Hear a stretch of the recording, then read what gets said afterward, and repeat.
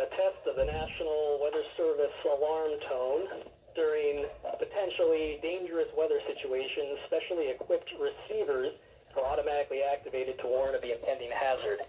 Tests of these receivers by this system are normally conducted by the National Weather Service every Wednesday between 11 a.m. and noon. When there is a threat for or existing severe weather in the area on Wednesday, the test will be postponed until the next available good weather day.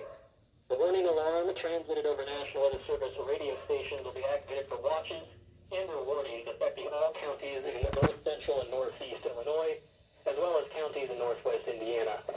Reception of this broadcast and the alarm tone will vary at any given location. The variability, normally more noticeable at a distance from a given transmitter, will occur even though you are using a good quality receiver in perfect working order. This concludes the tone alarm test. We will now return to our regular program.